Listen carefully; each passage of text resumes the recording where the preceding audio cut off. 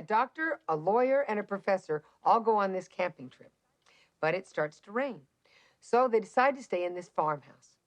But as luck would have it, the farmer only had room for 2 of them inside, and 1 of them has to sleep in the barn. So the doctor volunteers. About an hour later, there's a knock at the door. It's the doctor. He says, "There's a pig out in the barn. It's against my religious beliefs to sleep with a pig." So the professor volunteers. He says, "Hey, I don't have any problem sleeping with a pig," so he goes to the barn. About an hour later, there's a knock at the door. It's the professor. He says, "There's a cow out in the barn. It's against my ethical beliefs to sleep with a cow." So the lawyer, who hasn't been getting any sleep anyway because of all the interruptions, says, "Hey, guys, forget it. I don't have any religious or ethical beliefs. I'll sleep in the barn." An hour later, there's a knock at the door. It's the cow and the pig.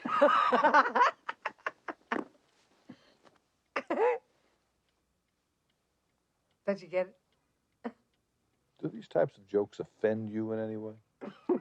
No, I mean, why? No, I think you have to have a sense of humor about this job. Somebody said to me once that instead of laboratory rats, they ought to use lawyers for medical research because there are more of them and you never get emotionally attached to them. And that doesn't bother you? No, come on. Actually, it's a good way to gain support.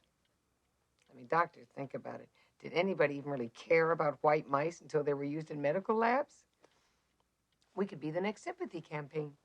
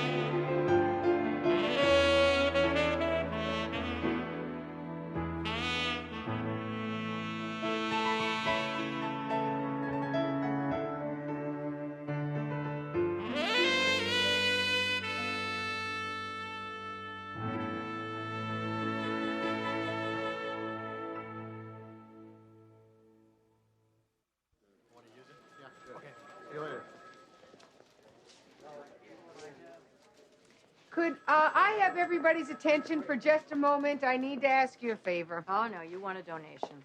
Just hear me out, all right, before you say no.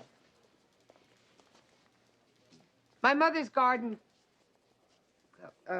women's organization is serving the homeless shelters this weekend, and they're really desperate for servers in the downtown shelter. Now, I know it's a pain to have to drive all the way back down here this weekend, and I know you probably can't even come anyway because it's such last-minute notice, but I just found out about it myself this morning, or I would have asked you earlier. Do you want to cut to the chase, Rosie? Yeah, okay. It's just I feel very self-conscious asking this kind of stuff, but I promised my mother that I would, even though I tried to explain to her that I really do not like imposing on my co-workers. Do you want us to help serve? Look, if it's too much trouble, I really... No, it's no trouble for me. It's the time of year when we should help those less fortunate than ourselves. There was a big article in the View section on this. They said Patrick Swayze was going to be there. No, he's going to be at the Hollywood branch. Oh. Oh, well, you can put me down anyway. All right, I'll go too. Really? You mean it? Well, I mean, after all, their people won't complain about the food the way they do at my house. Well, that's great. I appreciate it. I didn't have any plans anyway. Didn't know it'd be such an easy crowd. I guess you're gonna be a little too busy, huh? Not really. Well, but you're just not into helping the homeless? I'm not so sure they are. They're going. Yeah, out of guilt. Make themselves feel better or to meet movie stars. But does it matter why they go, as long as they go? Maybe not. But I have trouble with people who think that serving soup one day a year absolves them from any further social responsibility. Ah. And since you're not going to do it at all, that makes you a hero. Forget it. I think people should help when they can. If one day a year is all they can give, they shouldn't be criticized. Fine, fine. So, Albert Schweitzer, what's your big contribution? That's nobody's business but my own. So don't expect to read about it in the view section.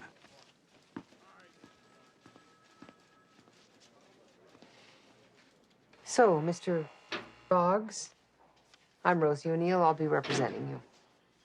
Real intimate with my case, aren't you? Had to read my name from the file. You're gonna have to take your crib notes into court with you, too?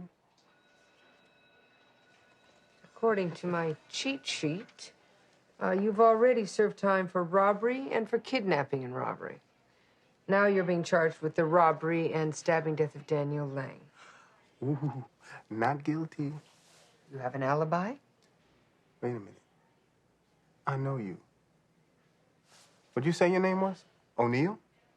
That's right. Oh! This is righteous. I'm sorry, have we met? No. I know you on reputation. You remember Louis Waddell? How about a Eugene Delisaro? Oh, yes, I remember Eugene. Yeah. Reduced sentence in exchange for drug rehab. Right, how's Eugene doing? Dead. Heroin overdose. But the point is, you did excellent work for them boys. Especially Louis. And I can't believe you don't remember Louis. I mean, you freed his butt. And they don't come no guiltier than Louis. Listen, I just want you to know what it means to get a lefty like you. You know, most of them pubic defenders, they don't give squat about guys like me, but you actually help guys like me survive. Well, it's my job to see that justice is served. Honey, justice ain't served. Dinner is served. Justice has been cut off at the knees. Look, according to the police report, you were stopped for questioning in an unrelated crime and found wearing a gold necklace that belonged to Mr. Lang. I found that necklace in an alley in front of the Pleasure Palace, my place of employment. So you work at the Pleasure Palace? Yes, I'm towel master. Well, a witness claims to have seen you running away from the scene of the crime and later picked you out of a lineup. Some white boy thought he saw me. But you know how that goes. We all look the same to you. So where were you at the time of the murder, Mr. Boggs? Around. Look, before you were arrested for the Lang murder, the cops questioned you about the mugging and robbery of one Harry Horowitz. Does that sound familiar? How's Harry doing? You did mug him. Only after he got stupid and wouldn't give me his wallet. That was his fault. But that's just strictly between you and me, right? Look, with alibis like this, it's going to be very difficult to prove you're innocent. Wrong, Ms. O'Neill. You see, it's not my job to prove I'm innocent. It's their job to prove I'm guilty and your job to get me out of here. Don't forget, lady, you work for me. I'll see you at your bail hearing. You're my hero.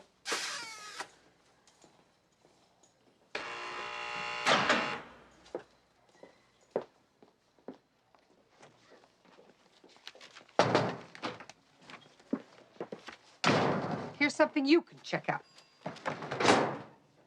Hello. Miss O'Neill, you're in a bad mood. You're not having one of those, monthly things? No, are you? My bad mood goes by the name of Malcolm Boggs. And as far as I am concerned, he can rot in jail. I didn't say that. Yeah, you did. Well, I didn't mean it. Yeah, you did. Look, it's a chemistry thing, okay? Sometimes people just rub you the wrong way. Well, Malcolm Boggs happens to be one of those people. Doesn't mean he's guilty. Look, just check out his version of the events, will you? I'm late for a lunch date. Thank you. Thank you. Can I have another one of these, please? No salt? Anyhow, it's the nature of the beast. System works. Justice gets served. Dinner gets served. What? Nothing. Let me ask you something. Do some PDs have more of a reputation for getting acquittals than, say, others? No. You've all gotten guilty people off, and I'm sure we've put innocent people in jail. It's the way it goes, you know? I just never thought that, at this point in my life, that I would still be going with it. After 15 years in the DA's office, I don't have a family. You know, not much of a life. Got one hell of a conviction rate, though, don't I?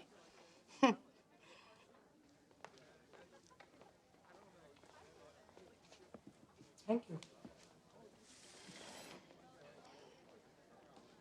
I thought you were starving. I guess I'm just not in the mood for Mexican food.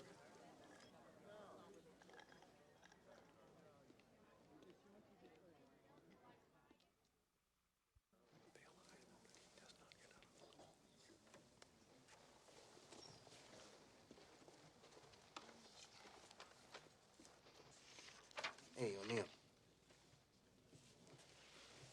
Listen, if this thing goes to trial, you ain't wearing clothes like these, are you? Now, I mean, this is very nice for a lady's lunch or something like that, but if you want to win the jury over, you're going to have to show some leg. Good thighs don't win cases. Good alibis do. Don't get so bent. I mean, you're going to put me in a suit. You're going to try to make them believe that I'm a reformed citizen because I'm wearing my church clothes. Ain't that right? People versus Malcolm Boggs, docket number 91626. Mr. Boggs, a plea of not guilty has been entered on your behalf. Do the people want to be heard on the issue of bail? Your Honor, because of the heinous nature of the crime, the fact that the defendant was found with property belonging to the victim and identified from a lineup by a witness, and due to the defendant's prior arrest and conviction record, the people request bail be set at $500,000. Counsel? Yes, Your Honor. Most of the people's evidence is strictly circumstantial. My client has no history of failure to appear, and he is gainfully employed. As towel master at the Pleasure Palace. It's a job, Your Honor. Not all of us can be lawyers. Thank God. In light of the defendant's prior record and the violent nature of the crime, since putting Mr. Boggs back on the street poses a greater risk to the community than his absence from work, bail is hereby set at $500,000.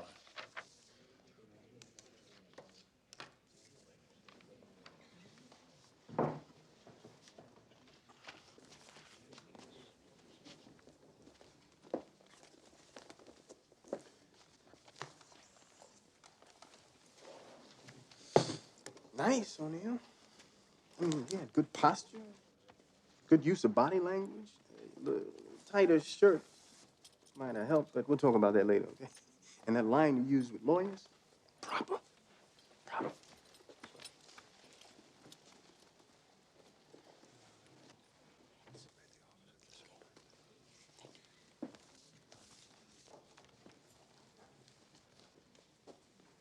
Who's the co-counsel? The victim's father, Oliver Lang. Yes, as in senior partner at Lang, Matheson, Sawyer, and Trudeau.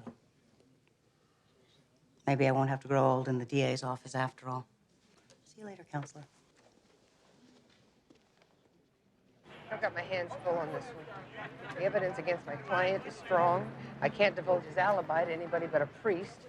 And my opposing counsel is trying to impress the victim's father in order to get a job offer. The first two I can beat. The third one could kill me. Hell hath no fury like that of a DA trying to get out of the rat race. I've attended several society functions with Daniel Lang. What's he doing in that part of town anyway? He liked to visit funky art galleries in the neighborhood, discovering new artists. Amazing. Could have just stayed at home and stared at the original Picassos on his living room wall. Here. Thank you. Glad we let Rosie talk us into this. I'm gonna get my kids down here. No, thanks. Did you see the guy I just served? He used to be a law professor at UCLA. Not the job market's worse than I thought. Oh, Rosie, I can't tell you how much we appreciate you and your friends helping us out. You know, a lot of the members won't work at this shelter because they're afraid to drive their cars down here. I think it's hypocritical, but what can you do? It's It's our pleasure, really. Geez, Buffy, I just brought Jell-O. What'd you bring? Leftover hors d'oeuvres from my cocktail party last night. Think they'll like it? $50 a head. Thank you. Hello.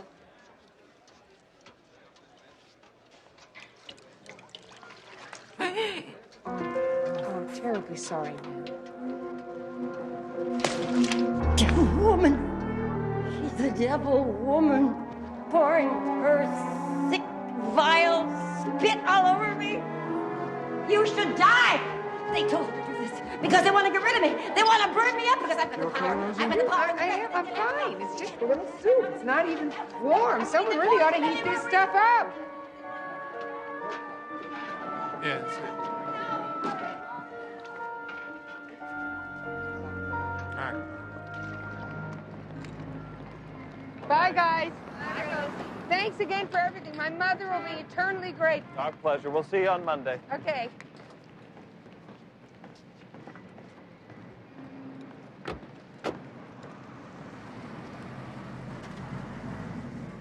Forget to make a mortgage payment? What are you doing here on a Saturday? Trying to build a case for one of your favorite clients. Unfortunately, I think I may have hit upon something. Watch out! Hey!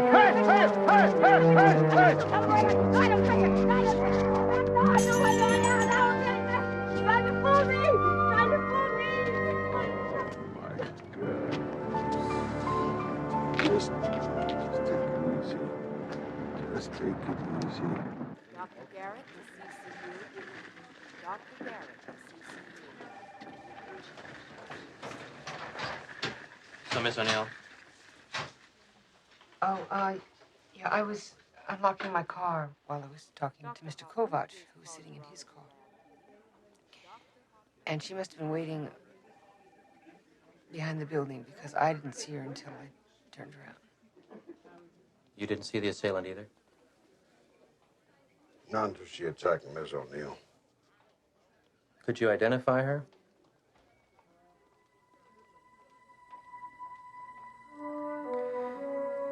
No, she was just a street person. I really didn't see much. It happened very quickly. And you, sir?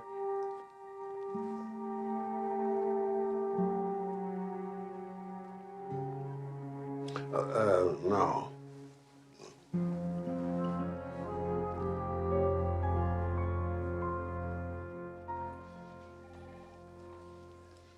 Try not to get this wet. You might want to take baths instead of showers for the next week. Okay. Now I'll go get your sling. Door sling?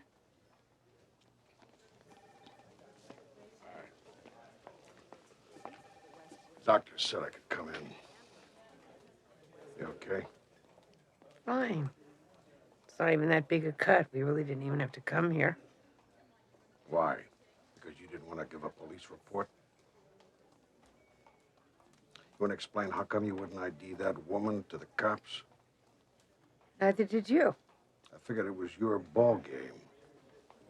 Aren't you the least bit angry about this? Yes, I'm angry. I feel like I was punished for trying to help. It's not a good enough reason to put some old woman in jail. Old woman, it's a mental case. She's dangerous. If the cops don't bring her in, she's gonna nail somebody else out there, and they won't be as lucky. Don't yell at me. Somebody's gotta yell at you. It's bad enough you're a bleeding heart. Now you're a bleeding arm. Fiona. Oh, sweetheart. Are you all right? Fine, Mother. What are you doing here? Buffy told me what happened. Thank God you came along. She could have been killed if it hadn't been for you. Oh, I didn't do anything, really. Mother, nobody was trying to kill me.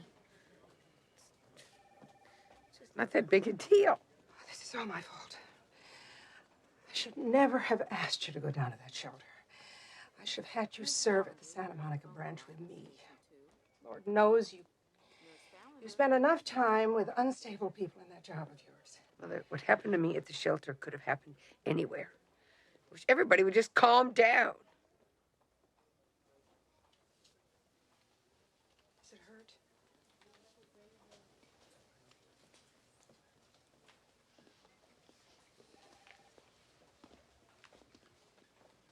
a little. Give me a shot. I don't have to wear a sling. Darling. Must have been so frightening. Kind of. Come here. Come. It's gonna be all right. Thanks, Mom. Thank you.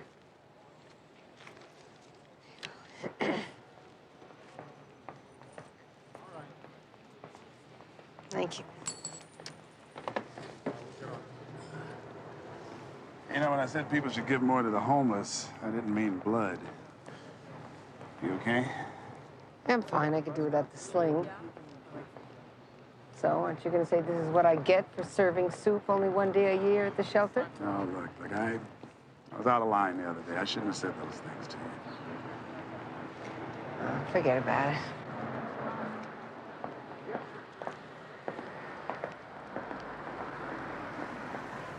Well, what do you think? Foreign diplomat or a drug kingpin?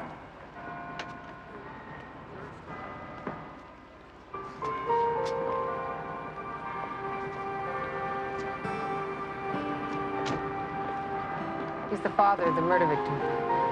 She wants to work for his law firm.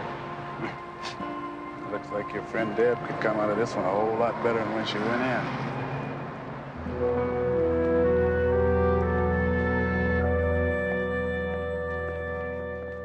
Morning. Morning. How's the arm? Better. The other day, I didn't get a chance to tell you what I got from Malcolm's boss, Mistress Marla. Mistress Marla? It's a stage name. She trained at the Royal Academy of Bondage and Discipline. Anyway, Malcolm was wearing Lang's necklace when he went to work about 4 o'clock. Coroner sets Lang's death approximately 8 o'clock. So Malcolm had to wait 4 hours to kill him? Mm-hmm. Makes no sense. Not that it couldn't have happened that way, but I don't think it did. I'll recheck the coroner's office on the time of death just to be sure. This is good news. I guess. At least it gives me something to bluff with when I meet with Deb. Mm-hmm. Thank you for everything.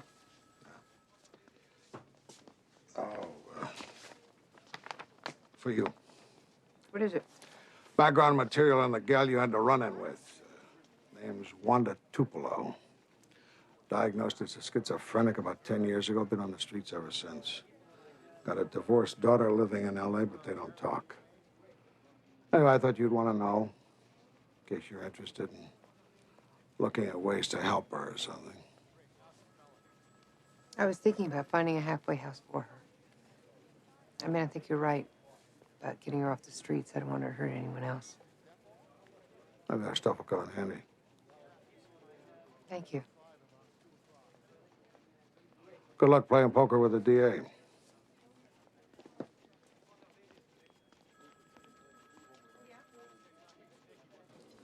That's it? A few hours discrepancy during which time he could have gone back and killed him?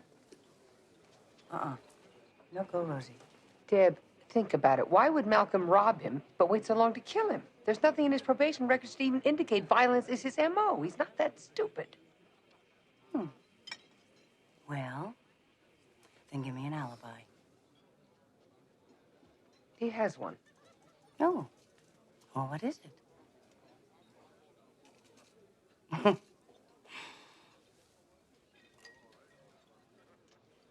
going after him, Rosie. Deborah. Mr. Lang. Oh, you caught me in combat. This is Rosie O'Neill, defense for Malcolm Boggs. Well, I'd prefer to meet you under better circumstances, Ms. O'Neill. But in spite of the situation, your reputation precedes you. Thank you. I'm very sorry about your son. May I? Oh, please. As you might imagine, this whole thing has been very painful for me and my family. And while Ms. Grant is ready and willing to take this one to the mat, I, on the other hand, wouldn't mind just pleading it out, make it all go away so that the Langs can get on with their lives. You want to cut a deal? Well, I would have to talk to my client first. Yes, of course. Take a day or so and think about it yourself. Then we'll all talk. Deb, Ms. O'Neill, enjoy your lunches. Have a nice afternoon.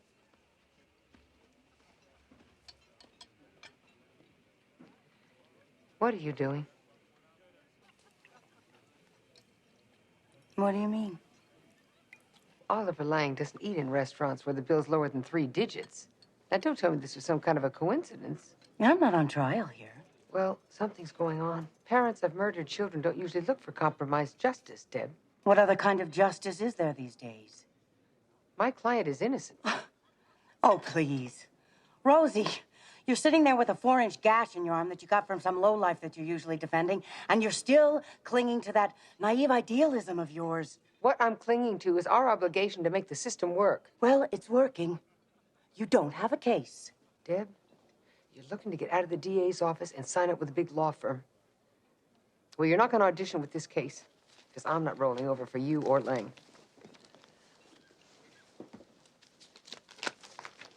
For your information, the woman who cut me is not a lowlife. The world just wants her to think she is.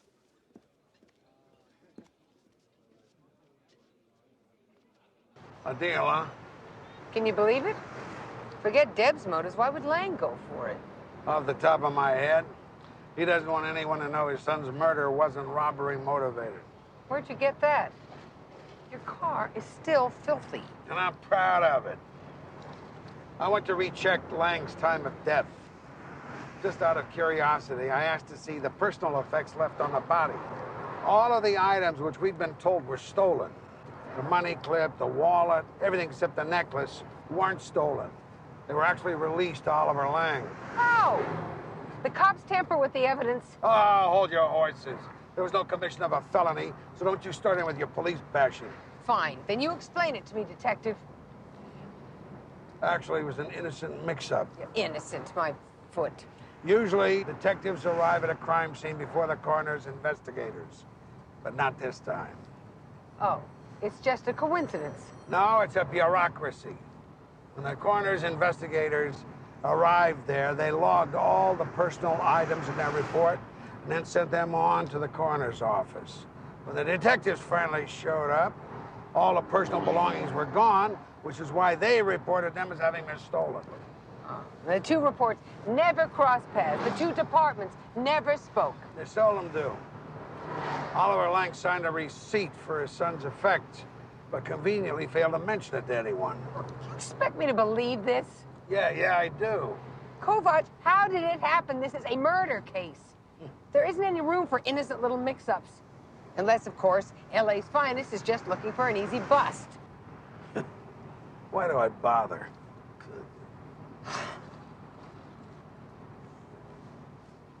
Just out of curiosity, where are we going? I think it's time you met Mistress Marla. I used to see that rich dude a lot. He'd park his car way over there. Slip a guy $5 to watch it, then he'd walk over to stores around here. Stores? You mean the art galleries? Well, we like to think of our work as art. So few others do. Oh, you mean these stores? He came down here for that? He never visited me. Tell them about the fight you saw. It was in the afternoon, about 3 o'clock, I think. It was right over there. The rich guy got into an argument with Switch. A pimp, not a nice man. What were they arguing about? Sex. Switch grabbed the rich guy by the neck, shook him around, and bam, someone flying off into the alley. The necklace.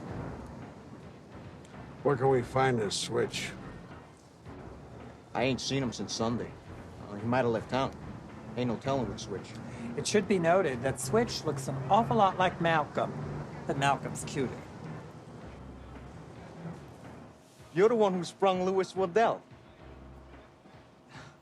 He stole that car, you know. Yeah, so I've heard. Look, Ramon, would you be willing to testify in court? If it would help Malcolm? Maybe. Yeah, I guess so. Can I go now? Sure. Thanks for your help. Well, I gotta beg off, too. I got a convention of hardware salesmen coming. At his age, a person shouldn't wear leather. You look like a suitcase. No wonder Oliver Lang didn't care if he locked up the wrong guy.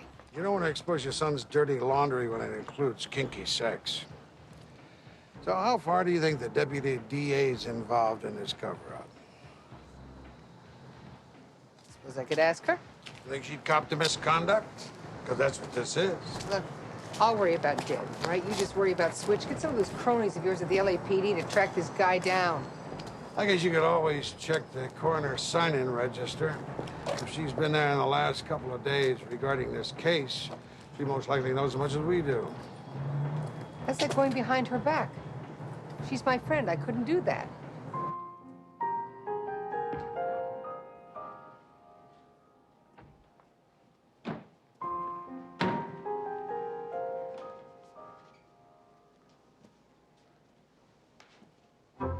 Excuse me.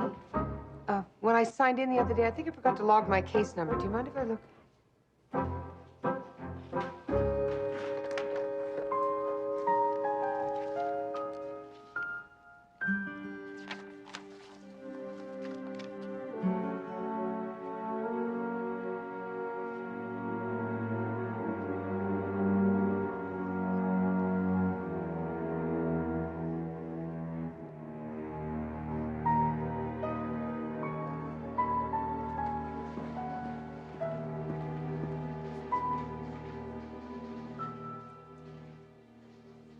We need to talk. Look, can this wait? No, it can't.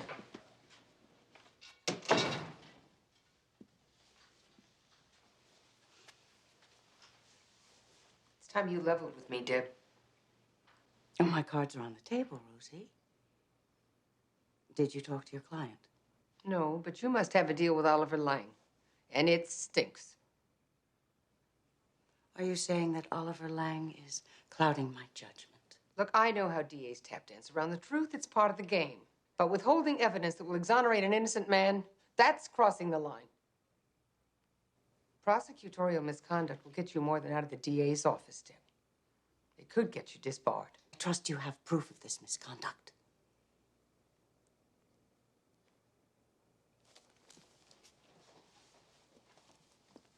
I've been to the coroner's office. Daniel Lang was not robbed. His father signed for his personal effects. And your name is also on the sign-in register. You knew about it all along. My signature on the coroner's register hardly constitutes a smoking gun.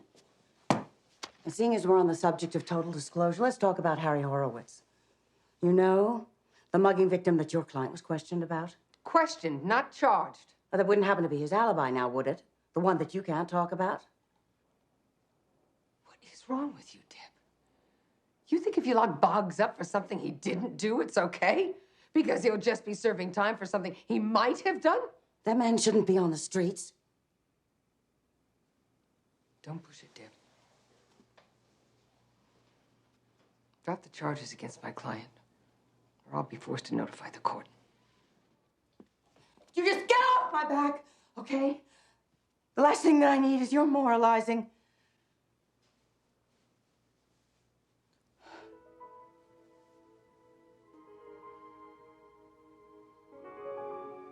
See you in court, counselor.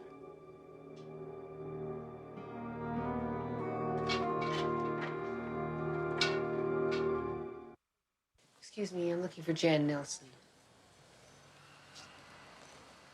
Thank you. Excuse me. You Jan Nelson?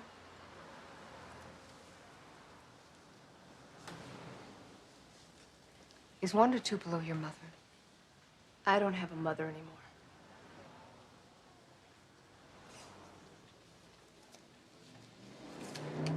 Look, I'm with the public defender's office. Here's the number, in case you change your mind. Is she in jail again? No. No, this was a personal matter.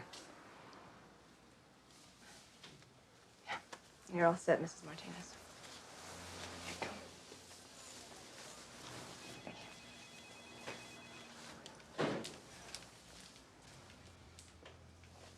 Did she do that to you? She gave me this.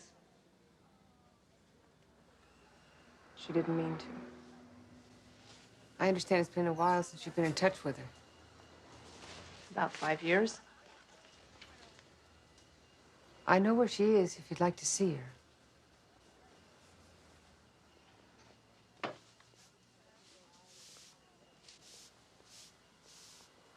Does she care what happens to her? Don't you come in here and start laying that crap on me, lady. You don't know me, or my mother, or anything about us. I didn't mean to upset you. Yes, you did.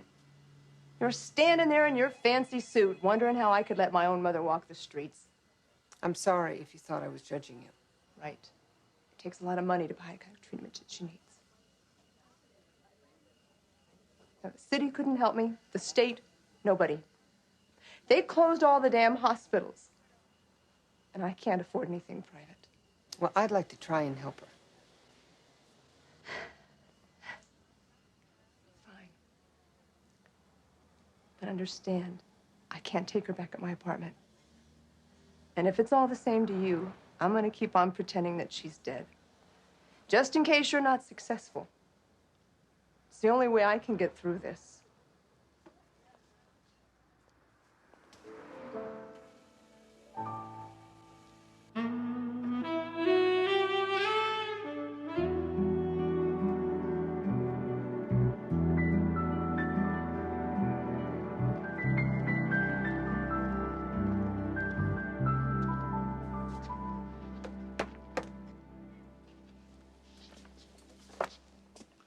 Thinking about your friend, the DA?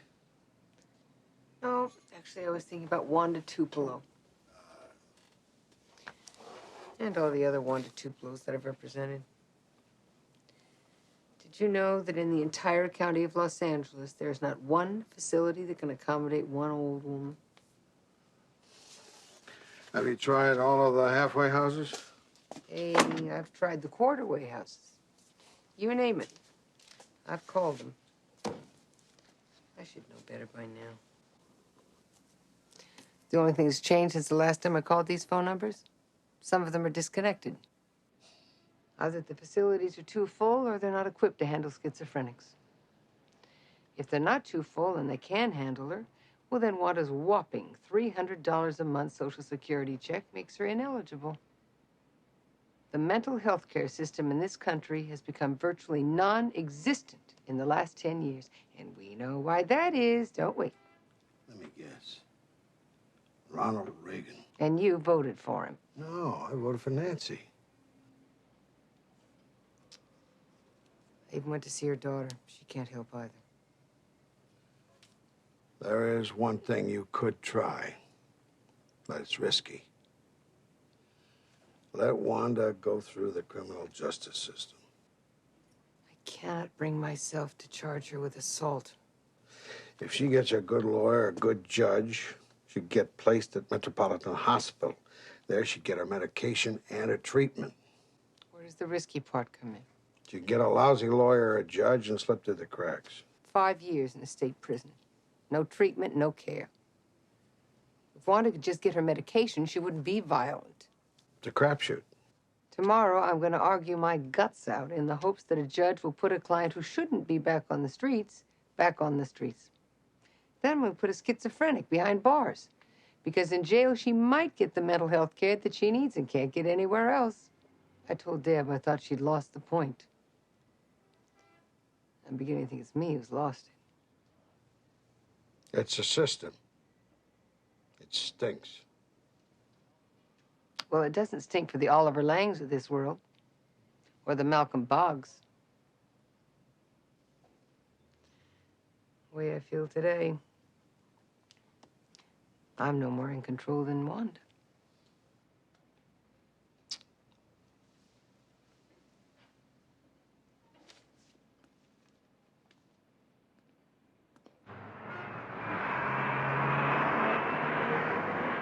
We're here to set a date for your preliminary hearing.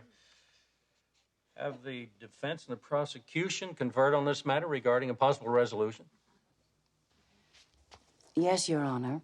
The prosecution has extended a generous offer to the defense which it is refused. Your Honor, I have a motion to dismiss for prosecutorial misconduct, and I want to be heard on it now. That's a serious charge, Counselor. Any comment, Ms. Grant? No, Your Honor. Well, I'd like to hear what you have to say, Miss O'Neill. Your Honor, I have reason to believe that the prosecution had prior knowledge of information that would prove that the victim's personal effects had not been stolen and that the murder of Daniel Lang was not robbery motivated. The DA's been reluctant to come forward under pressure from the victim's family. Miss Grant, did you know the victim's personal effects had not been stolen and then withhold that information from the defense? The defendant was wearing Daniel Lang's gold necklace at the time of his arrest. Your Honor, I doubt seriously that this item had been presented to him as a gift. That's not what I asked you. Well, I was under the impression that the defense already had the same information. You were under the impression? Yes. Whose impression were you under exactly, Miss Grant?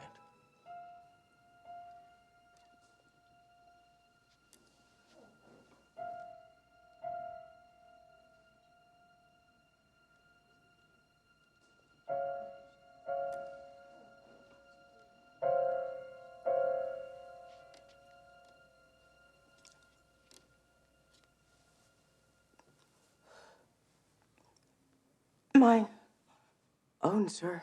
Then I'll ask you one last time. Was it your intent to withhold exculpatory evidence from these proceedings? No, it was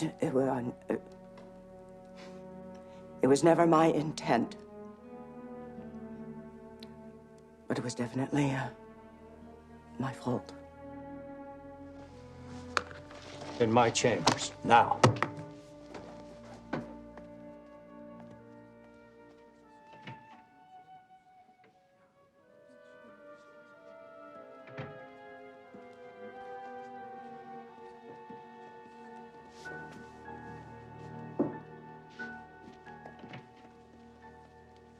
Are you saying that I should quit?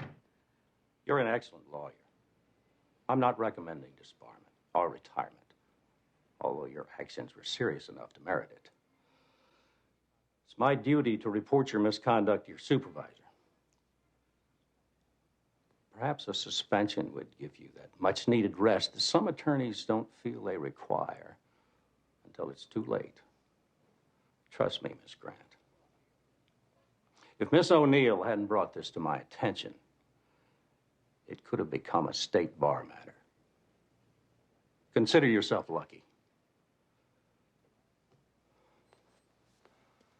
I see a lot of battle scars before me here today. Make sure you give them all time enough to heal.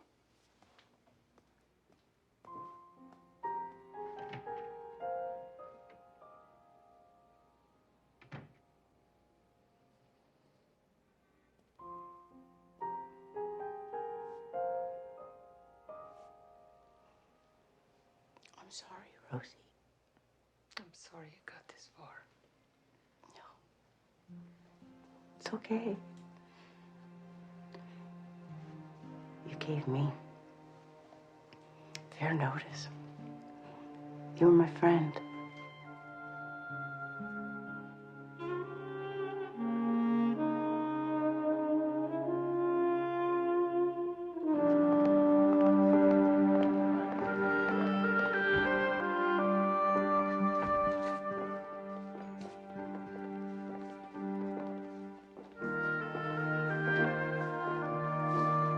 I think you know the procedure, Miss O'Neill. Send them in.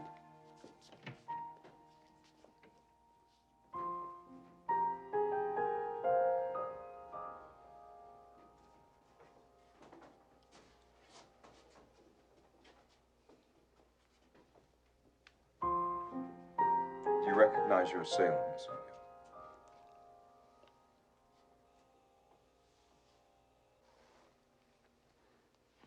Number 4.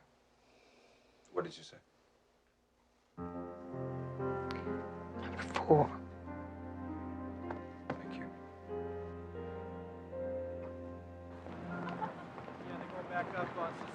You did the right thing. Well, maybe she'll get a really good lawyer. Around here? Thanks a lot. Anytime.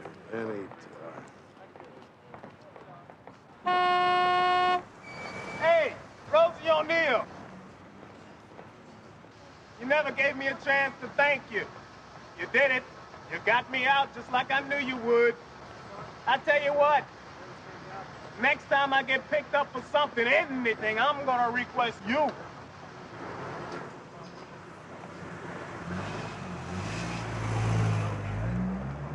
Well, thank God he's no longer being unjustly incarcerated. The good news is that Harry Horowitz woke up from his coma and remembers the attack. Really? What's the bad news? Malcolm Boggs is going to need a good attorney.